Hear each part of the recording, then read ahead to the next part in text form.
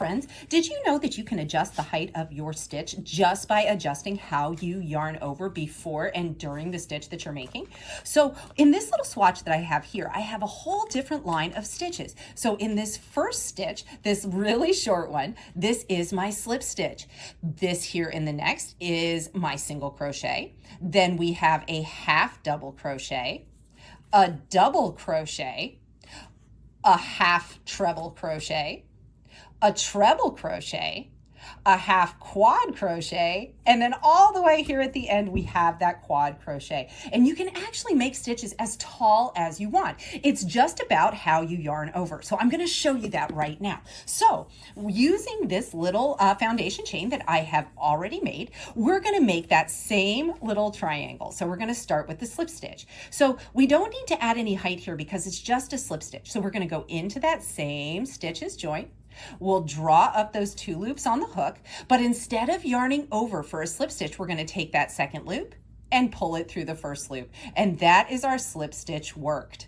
So going into the next stitch, we'll make that single crochet. So we'll go into the stitch, yarn over, drawing up 2 loops on the hook. Then we'll yarn over and pull through both loops. And there we have a single crochet. So to make a half double crochet, we need to add an extra loop. So this time we're going to yarn over before we go into the stitch, go into the stitch, yarn over again and draw up a loop. So we have those 3 loops on the hook. Then we're going to yarn over and we're going to pull through all 3 loops together to make that half double crochet.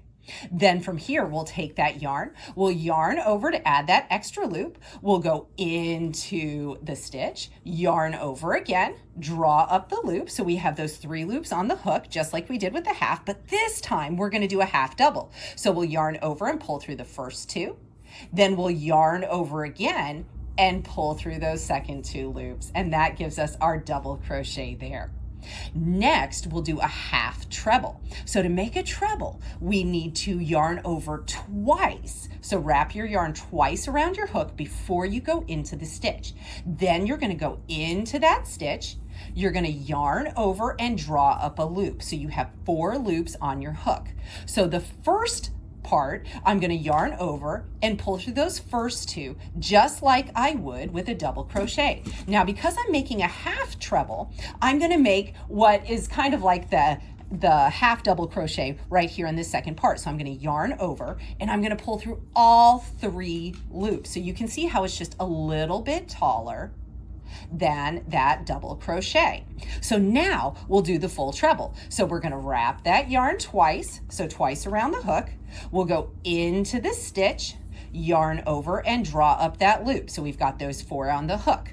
We'll yarn over, draw through 2, 3 on the hook, yarn over, draw through 2, 2 on the hook, yarn over and draw through that last set of 2, and there's that treble crochet.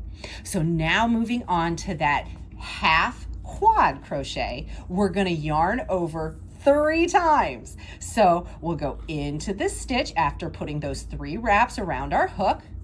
We'll yarn over, draw up that loop. So now we have 5 on the hook.